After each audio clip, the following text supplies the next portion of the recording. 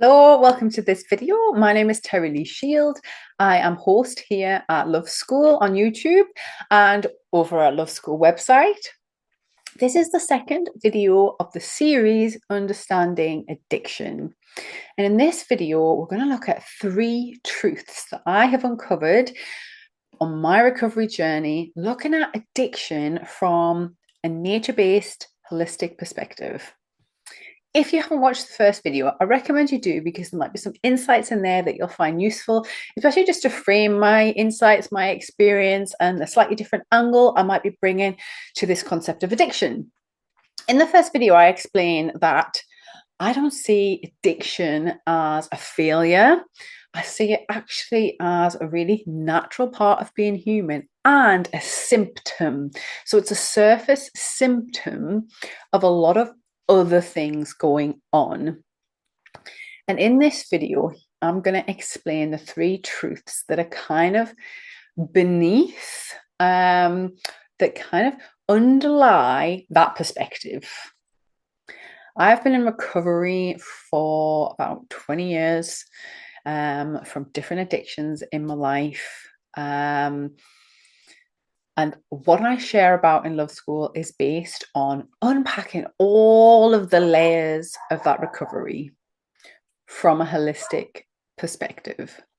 So at Love School, we look at our own mind, body, spirit, everything that's going on with ourselves that might be connected with what we're recovering from. So in this case, like addictions, but also external factors like our environments and like our relationships that can all play a part. And we also have 3 foundations that are just underlie everything we do at Love School, which I think will be important for you to understand in this video, which is an ecosystem mindset. So everything we do at Love School is nature-based because we are a part of nature. Humans are natural beings and we are part of ecosystems, and our lives that we create are an ecosystem. So the first kind of pillar at Love School is this ecosystem mindset. That's why we're holistic. That's why we're nature-based. We're kind of looking at everything from that insight that everything's connected to everything else, and we are part of this greater thing, this greater creation called nature. The other thing that we look at is shadow work, that there are underlying reasons for the things that we do. They are drives, motivations, things that we might not be aware of, that when we become aware of them, we can use to heal, recover, change, evolve, whatever it might be. Shadow work is how we do that. Shadow work is looking at the unconscious, the things that we aren't aware of, the things that we might not be paying attention to that can actually be a very powerful force in our lives. And the other aspect is life design. Life design is where we begin to actually look at what's going on in our lives, pay real attention to what's happening, and then make other choices. Plan strategically how we might make a change, what actually needs to happen to do that, and then how we can use certain tools to make that happen, to kind of plan our lives, and in this case, plan a recovery journey. So that's what we do at Love School. And that might help you to understand how I'm going to frame these next 3 truths that we're going to go through in this video. So the 3 truths of addiction that I have uncovered on my recovery journey that I think are going to be really helpful to anybody who is either recovering from addiction, thinking about recovering from addiction, looking for fresh insights on what might be going on, especially if you tried and relapsed and struggled with the nitty-gritty of recovery, okay, that actually making a change. My intention is that this new insight will help you just understand yourself better, ease up a little bit on yourself if that's something that's been playing on you, and then maybe help you to rethink how you might look at this problem situation in your life from a new perspective. So let's start with truth number 1. Addiction is a symptom. Okay, that is the first truth that I have come across in my recovery. It might be the big glaring problem, right, that's causing all this ripple effect in your life, the thing that you fixed on that you want to solve, right? That's the problem. But it's actually a symptom. It's the tip of the iceberg. And yes, if you smash into that iceberg, it's a big problem, right? It causes a big problem. But what is all the underlying problems that led you to smash into the iceberg, to create the iceberg? I'm not going to go off on if you watch any of my videos, you know, sometimes I go off on one about metaphors, and I'm sorry, I'm not going to try and do that. But what I've discovered is that addiction is a symptom. So it might seem like the big glaringly obvious problem. It might be what's causing issues in our lives. It might be ultimately what we want to fix, what we want to heal, why we want to go in recovery. But looking at the addiction as the problem is not going, it never solved my addictive problems. Okay. I spent years focusing on the bloody addiction. And it wasn't until I started looking at the underlying problems and treating my addictions as symptoms, as a big fat symptom of all this other stuff going on under the surface, that I was actually able to fully heal and recover. Not just specific addictions, but the pattern of addiction, the addictive tendency, the whole kind of way I had learned to cope with life as an addiction, with addictions. So there can be many underlying causes, right? And they're all going to be unique for you, which is why we need to spend some time in recovery looking for these core underlying problems, issues, wounds that might be driving our addictions, and heal them in the unique way that each one of them might need. But there are I'm simplifying a little bit, but I've noticed like 3 underlying causes that are themes of what might be going on that's driving an addiction. And I'm just going to quickly cover them now, okay? So the first one is depression. It's a lack of stimulation, boredom, that feeling of life not being enough. And the addiction then is looking for something else. It's that we've got this missing piece, right? This void in us, this life just doesn't feel good enough, and I need to fill it with something. And we found something that initially created a spark, gave us some sort of boost, and we're constantly seeking that again. So one of the underlying causes of this symptom of addiction can be just a dissatisfaction with life. Just feeling that we can't ever be satisfied with it. We're unfulfilled. There's a lack of connection. There's a lack of real driving purpose, or feeling that we have a purpose, that we are enough, that life is enough, even when it's boring, peaceful, dull, nothing much going on. And there might be many wounds or different tangents of that.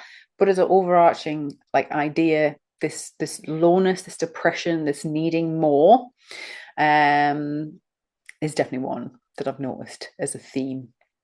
Another one is trauma. Now, Gabor Mate has loads of stuff about trauma feeding addictions and things. And I do really like his insights. It did help me a lot. But what I've kind of realized is, so his insight, and it was definitely something that was relevant for me. I had a lot of trauma, and the addiction was a way I coped, okay? But what I had to realize was what the addiction was giving me was a form of regulation. Because I was dysregulated with the trauma, because I had a lot of PTSD, CPTSD symptoms, heightened emotions, mental stress, stuff going on, my addictions regulated me. They were predictable and they were safe. So even if everything else in the world was unsafe, as long as I was stoned, something was the same. The buzz was the same. Especially when it came to smoking weed and coping with dysregulation, it kind of dulled me down, slowed me down a bit. And that was a safe way to feel, or whatever it was, alcohol, caffeine, even all these stuff, they were a way for me to regulate my system. If you remember, if you watched the first video, I talked about how I used lots of different substances to almost like manage my day. And I used lots of different addictions to manage my day. And that was exactly what they were doing. It was my attempt unconsciously to regulate. Okay. The addiction was predictable and it was safe. It was reliable. I knew if I did that, I would feel like that. Didn't matter what the consequences were, it was predictable and safe to be stoned, to have a buzz off drink, to have my caffeine drinks, to smoke a cigarette, to take painkillers, whatever it was. I knew if I did that, I knew how I would feel, what the outcome would be. Whereas when I didn't have it and something would happen, there was a lot of other emotional, mental, different responses that were going on that were unpredictable and unsafe to me. And the other kind of underlying theme is coping with stress or emotion. So the actual addiction is a coping mechanism, and it's a way of capping the stress levels. It's a way of actually repressing what's going on. So a bit different to the regulation, which is about predictability and safety. The repression is about keeping things under wraps, keeping things at a manageable level. Now, I had, and potentially a lot of other addicts might have the same issue, complex trauma, which meant, and emotional dysregulation, which just meant I didn't know how to cope with all of the trauma, all of the stressful events that had happened, especially in my childhood, but throughout my life. I didn't have emotional intelligence. I didn't know how to regulate, exactly like what I just said. I didn't know how to regulate my emotions, didn't know how to process my emotions. I didn't know how to feel my emotions safely.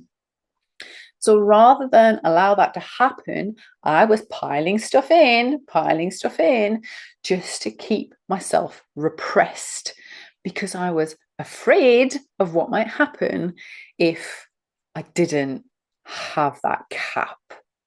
There can be a lot of the drive and strong emotions that can drive this need for repression. Can be things like guilt, shame, fear. But also, I mean, even like I was quite hyperactive, as in I would do unpredictable things as well sometimes. So I would take drugs to calm me down.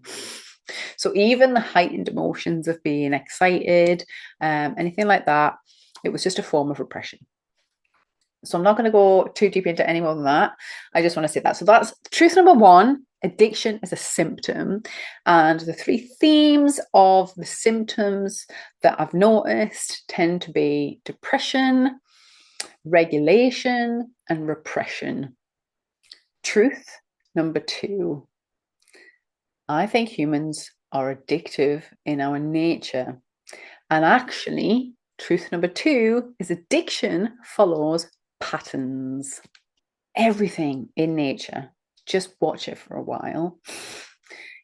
Everything in nature follows patterns and cycles. It is like a foundational truth of nature. So nature kind of constantly is going through this process of keeping order and finding harmony in chaos. And one of the ways it does that is through patterns and cycles. These patterns and cycles can all be contradictory and move at different speeds and in different ways, but generally, there are patterns and cycles in nature that everything obeys. So, for example, look at the seasons of the weather, look at the waves, the tide coming in and out, night and day. Like, we know there's going to be night and day, night and day, night and day. And what happens in the night, through the day, might be different every single day, but there's going to be day and there's going to be night.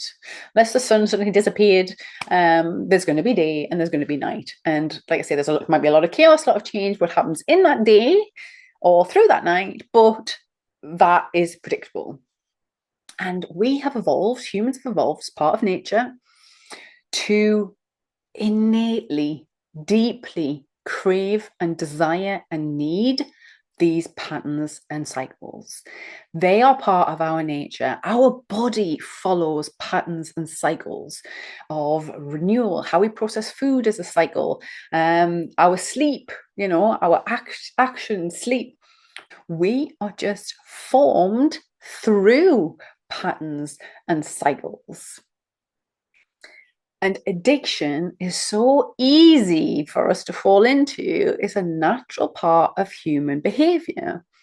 The difference is that prior to, industrial, like farming revolution, industrial revolution, and now technological revolution, before that, we were also subject to these cycles. So we could get addicted to something, all the apples come. Let's eat as many apples as possible, because it's apple season and we've no way to keep the apples. And then the apples would go away. So then the next thing would come up. So we would follow cycles in a much more natural way. And now we are in a time where we can get apples all year round, 24 hours a day, 7 days a week. So it's the shift in our culture, our technology, that has allowed us to become addicts. And it's not a failure of humanity. It's a natural, innate response to our environment. It is so easy now to get addicted to so much. And in fact, the whole of capitalism is built upon reliant on this need for patterns and cycles that we have. We go to McDonald's because we know it's predictable and we know exactly what we're going to get at McDonald's, and we can go to the shop and meet a craving for food whenever we want. We don't ever have to go hungry if you're in a Western world like this. Now we've got tech on our phones. If we want to learn something, do something, anything, it's all there, isn't it? It's all instantly accessible, whereas actually in the past it just wouldn't have been. So we couldn't have gotten addicted in the way that we have now as a society. Addiction follows patterns, and I just want to highlight 3 things to notice with the patterns of addiction. So we will all have a cycle of need and desire that lead us to follow the action into the addiction. So something will arise in us that makes us think, oh, I want that thing, and then we'll take action towards it. And then we'll have the thing, and then something will happen. There'll be a pattern that we follow as the thing falls away, how we start to feel without it. And then the desire will arise again. We take the action, then we have the satisfaction of the thing, then it falls away. Starting to pay attention to that pattern is going to really help to pinpoint how you can start making changes for recovery. So this will take a period of observation, but and actually a big shift in awareness if you've never practiced anything like this before.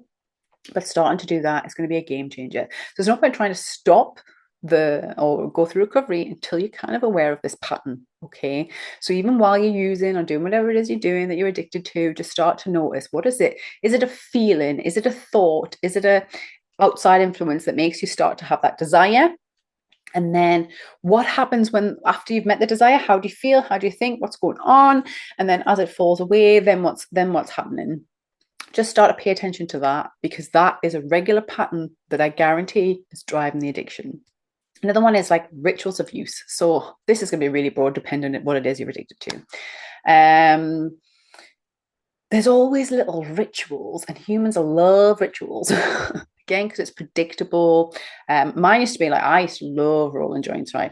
I used to love the whole rolling process. I had all the place for all my thing, exactly how I would do it. Following those rituals, it's the predictability of it. Can be really satisfying for us. And that can be a really hard thing to give up, even if we've decided that the thing isn't that nice. So for mine, rolling, it can be scrolling on the phone, it can be eating, preparing the food, whatever it is, there'll be some sort of ritual involved in the addiction. So spending some time identifying the rituals involved, again, is going to be really, really helpful when it comes to recovery. And then one of the other patterns is not necessarily to do with a cycle, it's to do with a cluster. There'll be clusters of people and places that are linked with your addiction that will all be feeding that addiction or all sorts of different needs that we have. So it's not just the need that the addiction is meeting, what else is connected with it? So for example, with drinking, It might be the whole cluster of people and places going to the pub, certain people in that environment. If it's gambling, going to the bookies and the people in that environment. Whatever it is, there's going to be a cluster, a pattern of people, types of places and people that are involved. So again, if you're starting to look at just looking at your addiction, right, as something that's happening, there's something that repeats, getting really clear on this cluster pattern. What are the places? Who are the people? And what is the energetic nature of the places? So how do you feel in that place? How do you feel among those people? There'll be other needs being met by that cluster. So that is truth number two. Truth number two is that addiction follows patterns. That's patterns and cycles in nature are totally natural, and that within an addiction, there'll be a cycle of need and desire. There will be rituals of use, and there'll be clusters of people and places. So identifying them is going to be really helpful for recovery. The third truth is addiction is a giving away or removal of our power. Now, this one maybe goes a bit deep, but it is definitely true that addiction is an active, so whether we're conscious of it or unconscious, we're not aware of it, it is an active choice to give away our power. And we're giving away our power to the addiction, to those patterns, to those clusters, to those fears that we might be trying to hide, to that boredom. Yeah, what we've covered in all the other truths. The actual process of addiction, it's a relief in a way, and it's giving away our power. And within that, there's generally, I'm going to identify again another 3 things that we can potentially actively be doing to give away our power. One is the fear, right? There's often like this fear that is driving so much of our lives when it comes to addiction. It could be the fear of the judgments of other people, of ourselves. It could be fear of feelings, the feelings that we've had, we talked about in the very first truth. It could be a fear of feeling certain things. It could be a fear of consequences. And often we can get caught in a cycle of that.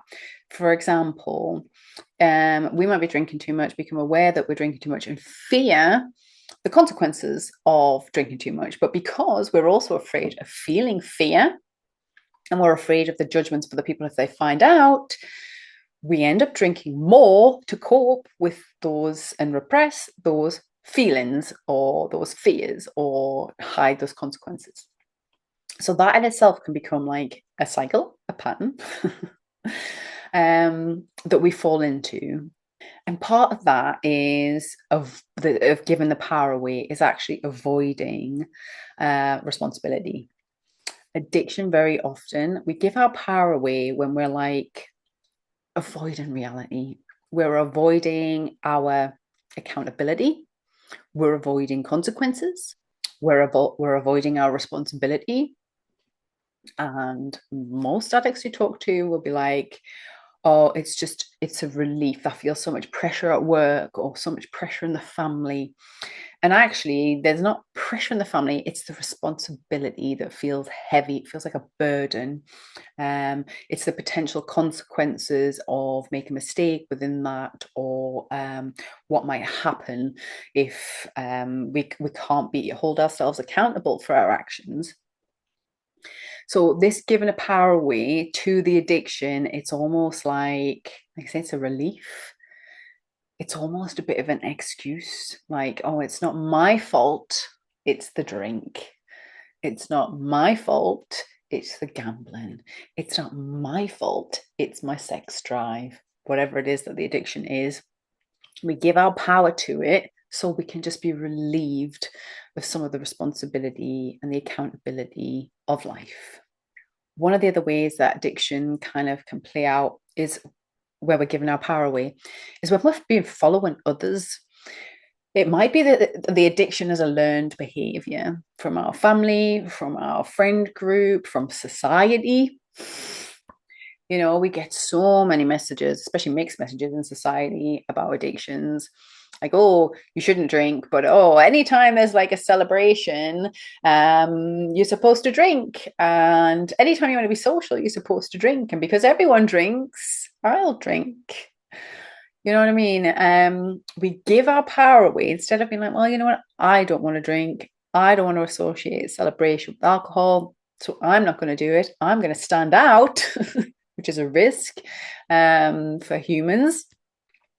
We give our power to others, to the crowd, or even to individuals that we rely on. We want that sense of belonging. And it can even be like, it can be an ignorance thing. Like we can just refuse to look at the unhealthy patterns that we've learned from our family dynamics, or, like I say, refuse to look at the consequences of what all this link in celebration with alcohol has meant for us, for our friend group, for the family, whatever it is. Like we use other people and other people's standards for themselves, their health, their well-being, or how they act, to give our power to them to fuel our addiction. To summarize that last one, so the third truth is giving our power away. And often we give our power away because of fear, because of avoidance, and for a sense of belonging. Okay. I would recommend you let this settle. If you're really thinking about this and looking at this, consider what I've said.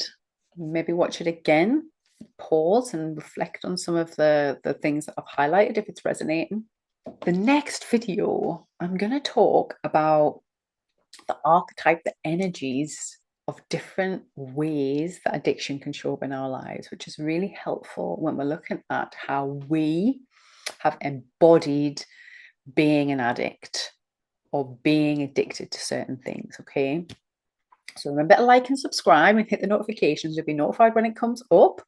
Or even if you're watching on the playlist, I recommend just take a little bit of break for now, let this settle and just reflect a little bit, because this was quite an intense video and there might be quite a lot of stuff murmuring in you.